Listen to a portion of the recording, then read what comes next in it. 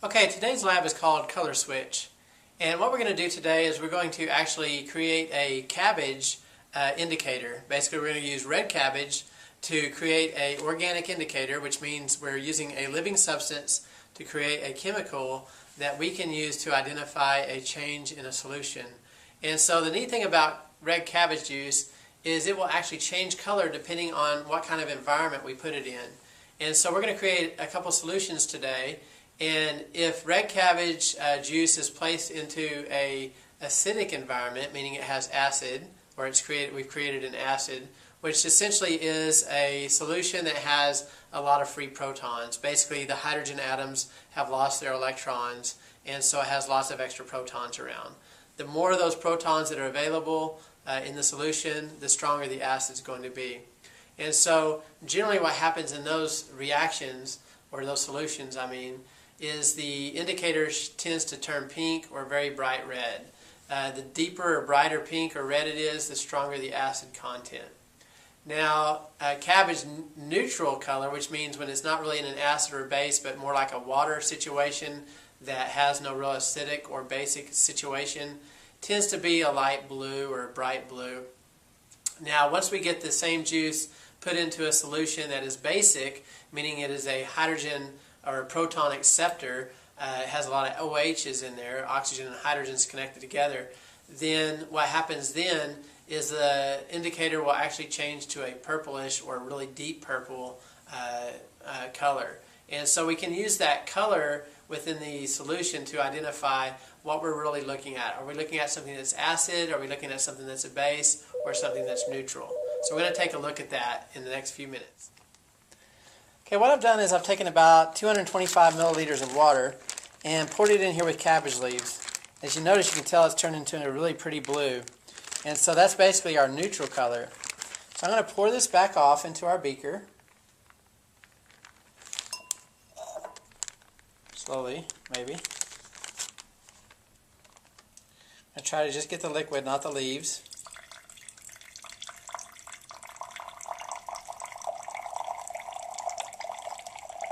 And this will be our indicator solution to determine what kind of solution we end up with when we add some things to it. Okay, so now then, I'm going to take this solution. You can see how pretty and blue it is. I'm going to add it to all three of these containers here.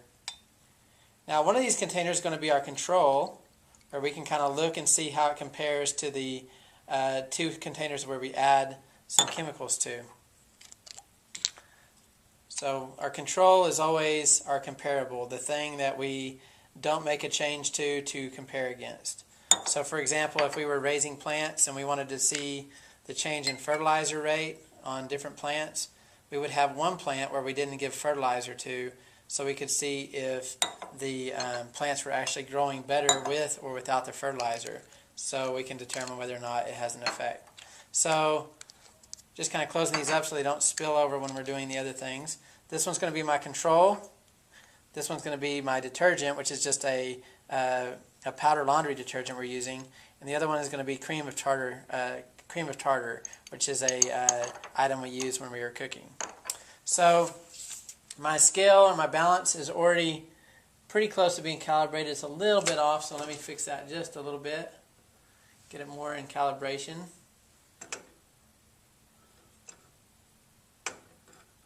Got a really loose knob on the end of it, so I might have messed it up worse than when it was when I started.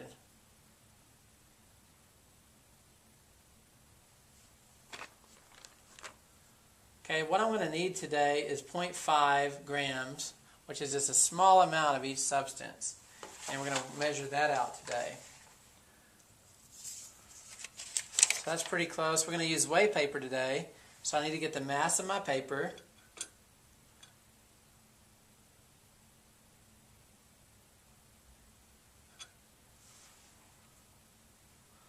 Which right now, when I look at the scale, it's about balanced at 1.3. So 1.3 is this mark right here. So we have a full gram plus 3 little marks, which makes it 1.3. I need to add 0.5.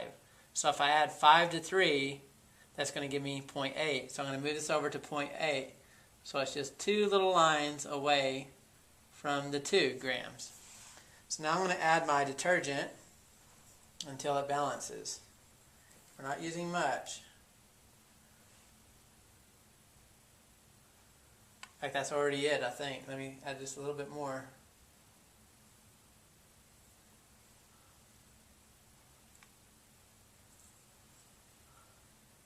Okay, so that's 0.5 grams of detergent. Now my detergent container is this one right here. So I'm just going to pour it off into it. So we still have this bright blue color going on. I add my detergent and I'm going to shake it up. Okay, if you notice, we have a color change. It's definitely a deeper purple than that blue right now. And then the next one we're going to do is cream of tartar. So this is a separate sheet of paper so I don't contaminate. So I need to get the mass of that paper.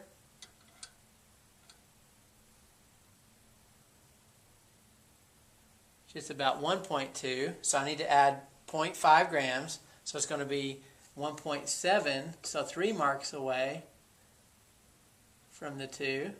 That just means this paper was a little bit lighter. Now I'm going to add the cream of tartar.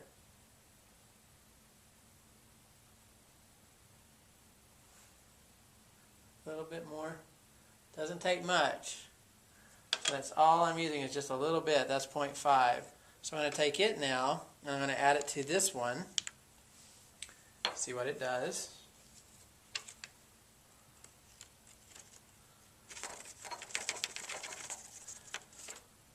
I'm going to shake it up.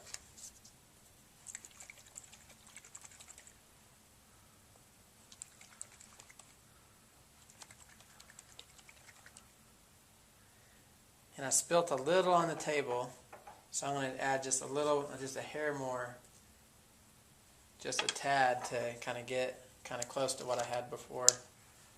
May not make that big a difference, but I want to add what I dropped. Shake it up.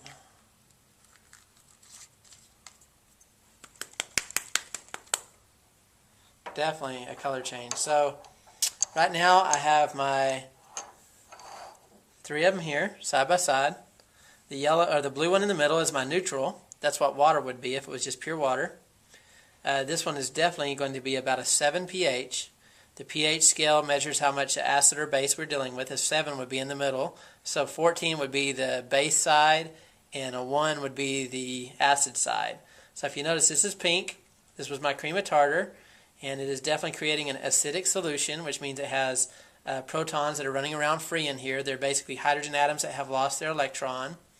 This one over here is definitely a darker purple, which shows that I'm dealing with a base here. So the cream of tartar has a bunch of OH groups, or there are what we call proton acceptors. So they will neutralize each other out. So let's just kind of do one extra little thing real quick. I'm going to grab another one of these jars, and let's kind of combine these two and see what happens when we mix them. Okay, so we'll come right back to that. Okay, so I have a 4th container here, and I'm going to see what would happen if I mix about half and half of the pink and the purple together.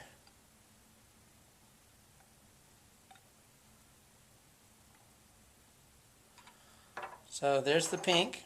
That's the solution that had the cream of tartar. Now I'm going to add the solution that had the detergent in it.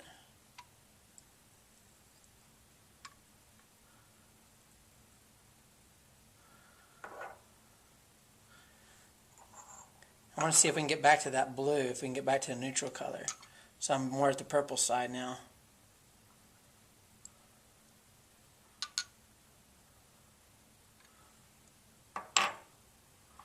Getting close, but not quite there.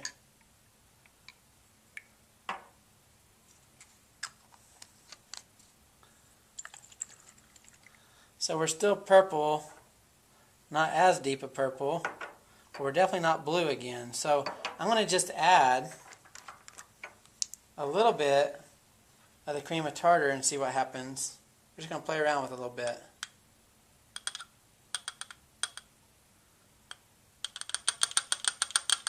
See if we can get it back to near blue. Just kind of experimenting a little bit. Now we're back to pink again. So I'm kind of jumping back and forth. Let's add a little bit of detergent to it.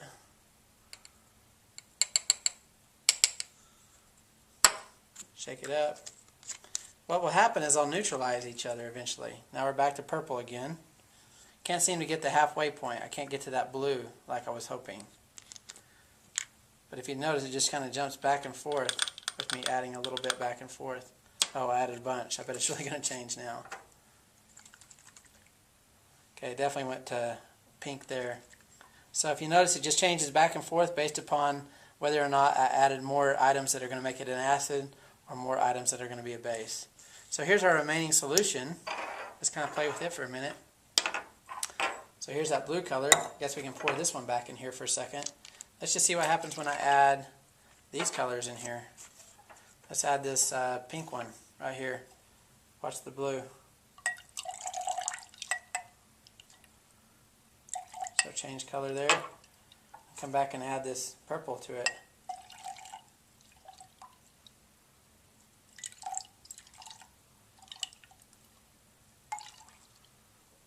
So it just changes back and forth.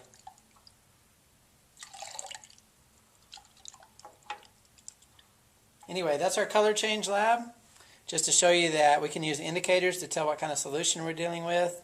And so a color change using an indicator definitely shows a change in a chemical reaction going on.